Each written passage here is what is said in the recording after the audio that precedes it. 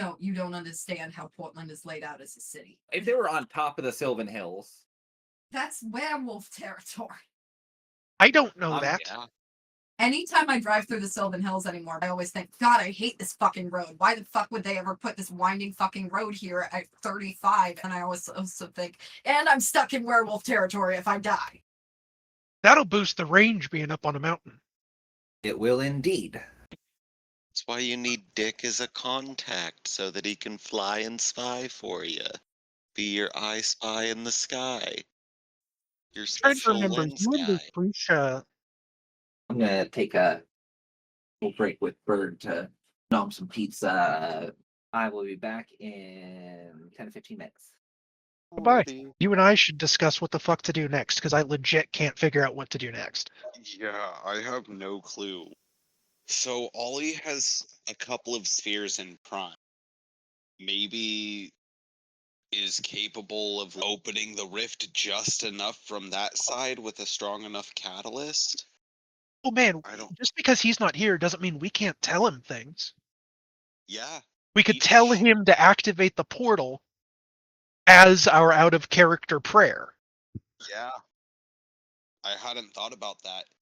It's really convenient having a character whose superpower is metagaming. It is. It's very fun. This is very fun to think about how to use. I want to use Oliver to piss Tabitha off by letting her know she's dealing with shit stains again. Yeah. Because I think she'd be pissed. Same. Somebody telling Ollie to ask her how her leg's doing. I was trying to think of a way to do it, but we have Oliver. Oliver allows us to directly manipulate the game with out of character knowledge. Love it. Which is very fitting for a mage game, because we're second from the top when it comes to power level. But the characters we're currently playing have a dilemma. What the fuck do we do? I have no clue. I think that's a good idea of giving Ollie the idea to try to activate the portal, because I think with the spheres in Prime, would be able to potentially manipulate the portal a little, maybe not all the way, but Enough that some void engineers could get through. yeah, like between Ollie on one side and void engineers working on the other side might be able to get through once figures out how to open it, doing the opposite process to help the void engineers should be able to potentially even seal it. Do you know why Oliver is so reactive to the portals, but none of the other mages are? Or are you learning that along with us? It seems like something to do with the radiation from Reed College, just like proximity, the right place at the right time, more or less, during the explosion. The first Mad Max is very different from the other Yeah. ones. Yeah, it's the later ones are really post-apocalyptic, but the first Mad Max is the apocalypse happened maybe 5 days before this movie starts. It's Almost just a dude in a mid-apocalypse. leather jacket, right? He's just driving around in a car fucking shooting people. Yeah, he's an ex-cop in a souped-up car immediately after the apocalypse happens in Australia. Ooh, that sounds terrifying on a deep level. Speaking of terrifying on a deep existential level, I know Oliver isn't here, and I know my character has no reason to believe this would happen, but as part of Oliver's 3 messages he can get per day, can I tell him to open the portal? yes? Rad. Oliver, you are in the static room. You got football kicked by the giant bird creature. You hit the surprisingly soft, staticky ground. And then everything went staticked out. The ambient spark storm closed in so you could not see anything for just a moment or two. Then expands back out, and you can hear Xandra say, Hey, Oliver, I know you got boned by realities above yours, but could you try and open that portal again? You've got access to magic. See what you can do. Can Ollie try to pray out to dearest gods, my mistress of secrets, to help me use my primal sphere to tear open where I think that tear is in this primal goop. How many dots in prime do you have? I think 2. Roll me your Arate. 9, 9, 0, 9. Oh, My All those pre-rolls. redemption after literally over 20 straight failed rolls. Yes. Oh, dice Yeah, want it to happen, God. I don't know what to say.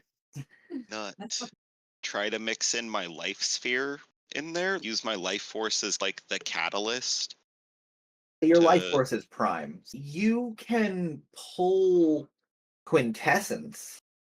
I do have 2 points remaining, plus the Um, 1 point of quintessence that's in my flask that I had stored to use as a weapon. Since I have prime, I can break that back down into quintessence. So potentially 3. I don't feel like I understand how Quint works. Quintessence, what it does is it allows you to make something more or less real. It is the scale of reality. The more quintessence something has, literally, the more real it is. So, in order to add magic to the pattern of the flask, you needed to essentially make that magic real. So, you needed to throw a little bit of quintessence into it. Mechanically, you can also spend quintessence to reduce the difficulty of an Arate roll. At Prime 2, I'm seeing that you can enchant weapons and armor, weave a simple body of light. That's very fucking helpful. You can make a little, what's that spell from Skyrim? Candlelight? Taking a whole ass paradox point just because I didn't pack a flashlight. I feel like the vulgarity of a spell is dependent on shit that's already going on, and I think a magic portal rip in reality is enough to excuse a lot of magic. That trip in reality is accruing paradox. Oh, and I definitely am intentionally not touching it.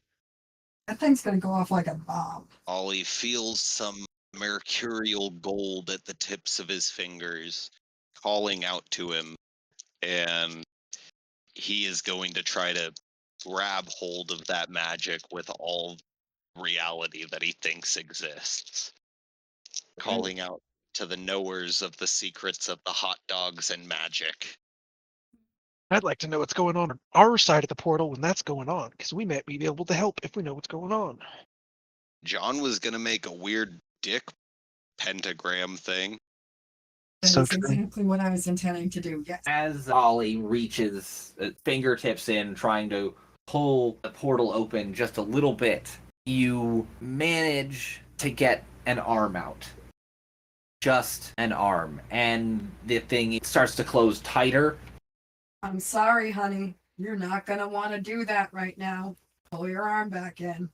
Ollie was pulling his hand back out to try to not get it cut off when you hear muffled voices from the other side and feel a hand grasp your wrist. You hear muffled voices through the rift, but something along the lines of hang the fuck on. All right. Do I roll another Arate to see if I just lose my arm? Not to see if you lose your arm, but to pull some quintessence out of this area. This place is just shining with the stuff. Ooh. Yeah. You're pretty sure what's falling here isn't sparks, but quintessence. Oh, yeah. I'm going to guzzle this up and try to use it to crank this bad boy open. You guys want to see magic become real? Here we go, babies. Don't fail me now. Outside, as you're downstairs in the murder room, there is some commotion upstairs. Oh, Jesus Christ. John nearly shits himself. John and Betsy run upstairs to see half the Void Engineers crowded into the crack in reality. A few of them approaching with what look like jaws of life. Are they seriously gonna try to? As they run some cables back behind you, clear the jaws of life start glowing and sparking a bright blue and yellow as they shove it into the crack in reality. Tabitha Bulsara is holding a wrist that is jutting out of. Somebody get me something to brace against! I will go up and be a log. You run up over there, she will put her boot on your back and use her best leverage to yank Oliver out through this thing. This has not been the first time I have had a hot young lady put her boot on my back. But it is the first time you didn't have to pay for That is correct. get to pay for it. I'm pretty sure I'm going to pay for this, just not with money.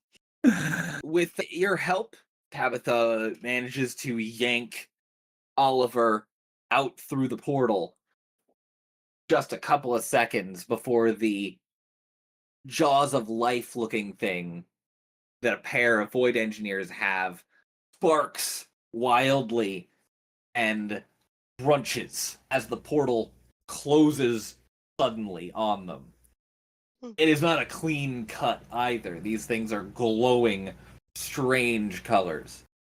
Get those to containment, Tabitha says, as they quickly dismantle the front end of these machines and run the pincers off to some other room.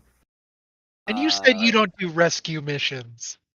I'm wrapped around her waist like a sobbing mess on the ground. I don't even realize it's Tabitha. Seeing another male actually crying, and one that he likes, John is going to burst into tears.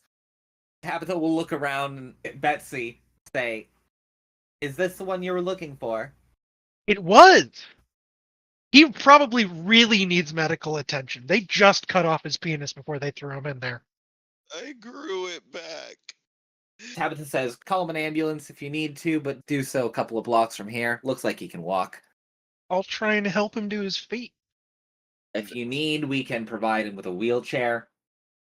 Ollie will quickly, after sniffling and finally clearing the snot, which I found out actually, fun fact, the clear snot that runs out of your nose while you're crying is actually just excess tears that your tear ducts did not have space for to push out of your eyes.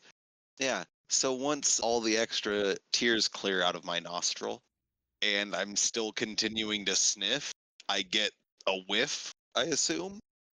I sprint out of the church, vomiting. Yeah, you get a whiff. Yeah. And see the half-formed circle of severed dicks that mine is also in, and I'm running out of the church. Ollie has run out of the building. John, you've seen the crime scene. Yeah, okay. First things first is the kid. We die without the kid. So you run out to find the kid. Yes. Yeah. This Scooby-Doo ass bullshit. My head and penis is on the line. Where did Ollie run off to? Oh, just literally outside the door and collapsed into a bush, vomiting and taking a sip out of my flask. What are you doing about Ollie? Honestly, we can all use a good cry and vomit from time to time. I'm gonna gonna go grab it. to a payphone to give my boss the good news. I'm gonna grab the plastic baggie out of Ollie's pocket that I know is in the back, and the papers from the other pocket that I also know are there, and start rolling us both some blunts. John could use some weed, and Ollie could use some everything right now. John will also pass him a regular flask that John has on his hip. Have some inebriants, okay? Just breathe. As you two smoke a blunt, Betsy has run 2 blocks over to a payphone. Slightly out of breath, Betsy. VIP fell out of the portal. We're heading to the coffee shop right now. And then just panting as I wait for a response. Quick dial tone. I sigh in relief and walk at a much more comfortable pace back to the car. You get to the car, look around for John and Ollie, look back over to the church. They're sitting in the bush smoking a blunt. Smoking 2 blunts, actually. Takes you a little bit to spot John, but It's understandable. That's why I hire him. I'll pull on over and say, we've got a date at a coffee shop. Let's get going. Smoke at the cop. I'm perfectly fine with that. That is far from the worst thing I have let somebody smoke in this car. See, I know you do heroin. Personally, only to establish contacts. You got the best healthcare system. You're not gonna get an infection, and you're not gonna ODs. If I have to get some guy to give me his secrets on Mothman and have to prove myself by doing meth with him, I'll do the meth. I don't take us straight to the coffee shop. Where do you go first?